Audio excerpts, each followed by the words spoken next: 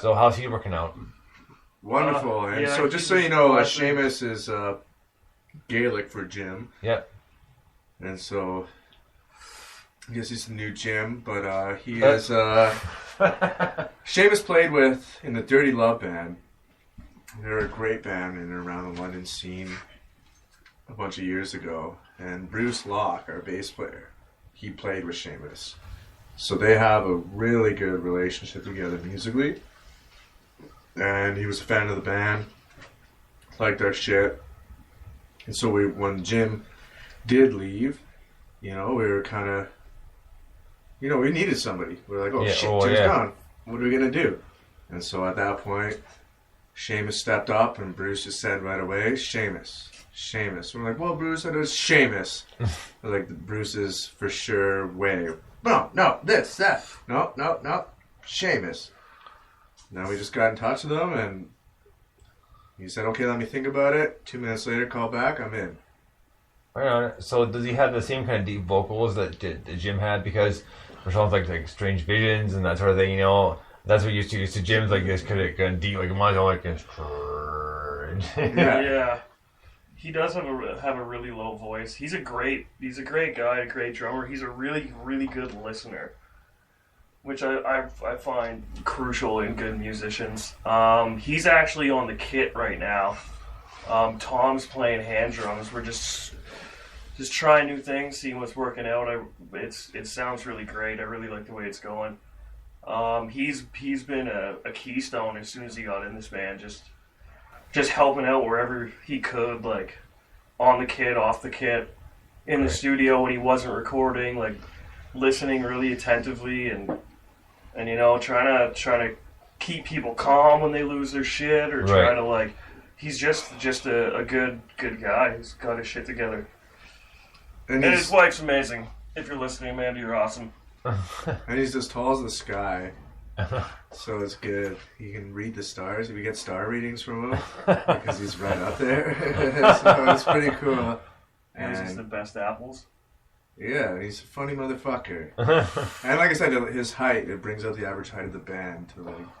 Yeah, that is true because before I think Jim was like pretty much one of the tallest, if not the tallest of the band. Oh yeah. And you know what? Both times I saw you, I really enjoyed the show. And for language, the one I really enjoyed was unfortunately we don't have it here, but it's My Way Home. Oh yeah. Yeah, and that's a great tune. Acapella with the Few Cool Things Band. That song is amazing. I love that tune. Yeah, we only had a rough recording of that, which I unfortunately don't have. But we're gonna get to another song off our bird language here. Do you guys want to do Devil or Big Brother?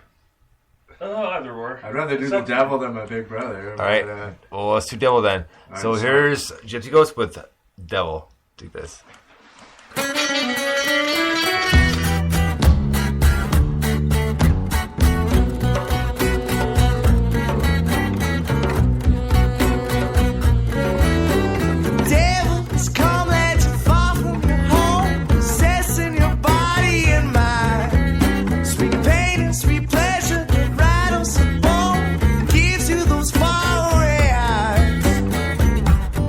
I know he all too well.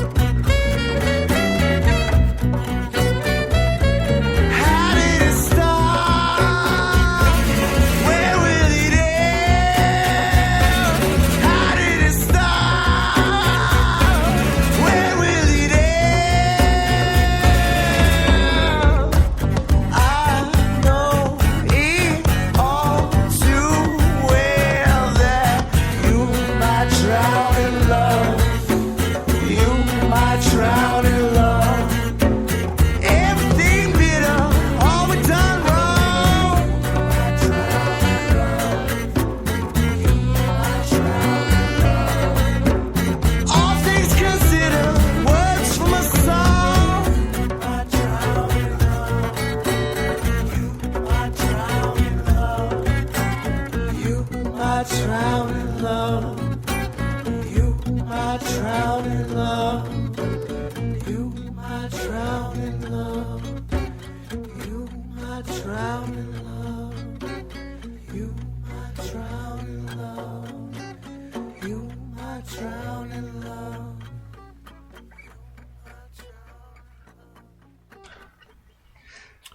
All right, that was Gypsy Ghosts with Devil from their EP Bird Language. Now, this one, Andy, with the fade out and just the kind of lyrics, what was the thought process behind the song? Well, we kind of had the music and whatnot, and then just one day, I just woke up right out of bed, laying beside like a girlfriend at the time that I realized I didn't love anymore and I didn't care about, and I just got up right out of bed right away, and it just hit me in a flash. And I grabbed it was actually a pack of cigarettes. I couldn't find any paper, and I grabbed a pen and ripped open a pack of cigarettes, and the lyrics just kind of shot out right away. And it was just that thing where I just, I felt I was drowning in love. Like I was just, you know what I mean? Like there was still some passion and some strife, and of course, physical relations are often great when there's a lot of emotional tension. But that was kind of the feel. Like we kind of had the idea there, and I had some of the melodies in my head. Okay. But not quite the lyrics yet. Not the right lyrics, I guess. And it was they just kind of came to me in a flash. Like it was the first thing I did when I woke up that day. Well, listening to that song as well, it just kind of showed that you've almost had enough, because when will it stop, will it end, and just that really kind of hard, heartfelt vocal that you could really put into it.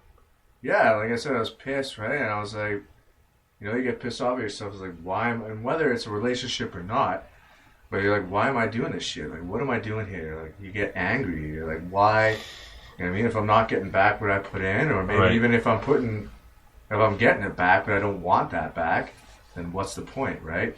So, well, that's right. I mean, and relationships are up and downs, but there's sometimes where it gets to the point where it's like, all right, I'm done. I've had enough. I can't do this anymore.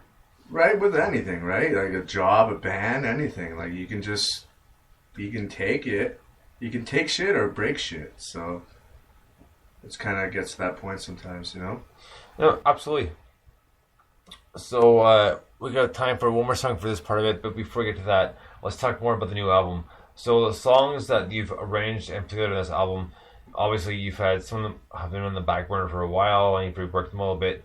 But are there any kind of brand new songs that you guys kind of put together for this album specifically?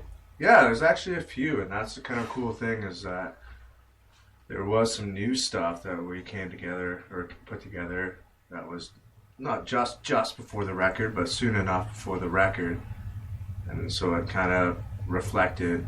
Like I feel like it's a real good reflection of the time we spent between Bird Language and now. And so it's kind of the shit that we went through and the shit that we experienced. And, it's almost like with each new song, like you grow a bit, and then the next new song, you're like, okay, I'm going to beat that, or here's a new experience, or here's another thing that isn't that last song. Right. Right? So it changes constantly. So there definitely is some new stuff. And, it's like the most recent shit we said, it's like what's on our mind now. Now, are you keeping kind of to your, we'll call it regular lyric writing, or are you changing it up every time you do it? It's growing. We're hearing what's supposed to be there now.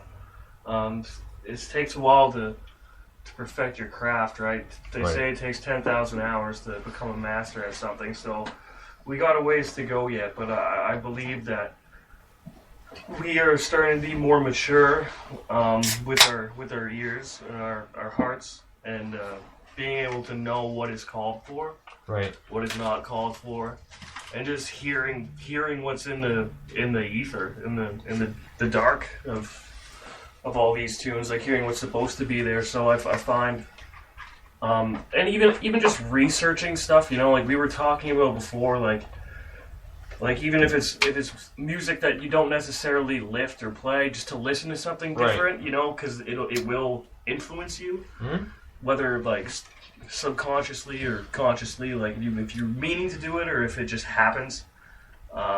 And for me at least, like I've started to kind of look outside of Western music a lot. Right. For inspiration, I just listened to the Berkeley tune.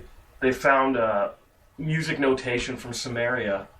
It's like and then they transposed it or figured out what it meant, what it was supposed to sound like, and a bunch of people from Berkeley got together and played it. So it's like a 7,000-year-old tune. It almost sounded Celtic, but it was kind of cool just to like listen to stuff like that and do some research, and then kind of like blend it with what we're doing and use it as tools, as a smart man once told me. Not tricks, they're tools. They're tools. Well, Thanks, TJ. You never know what you're gonna get though, right? Because I mean, I've gotten stuff from like Israel, like Tel Aviv. Oh, like, nice. Tel Aviv, and like, this is like crazy stuff, and I was like never expecting this at all. So like, it's nice to get because you never know what's gonna come around the world. A lot of times, you know, they're playing this stuff. There's not usually a big music scene in that aspect of things. Like as far as like let's say rock and roll, because there's one guy out of Portugal, his project called Disappear, and it's from the Sonic Youth album Washing Machine. Okay. And it's pretty crazy. I mean, it's got a lot of distortion, that sort of thing. But anyway, there's not a big scene for it in Portugal right now. It's more or less kind of pop, kind of top 40 sort of stuff, right? So sometimes it's hard for people across the ocean to kind of get their music into the scene in general. But we're just about out of time for the first part here. So we can come back for a second part. We'll be back in about 5-10 minutes. So until then, this has been Dr. Bones and Andy and Patrick from the Gypsy Ghosts. We'll be right back. So Bones, I'll be back in about 5-10 minutes.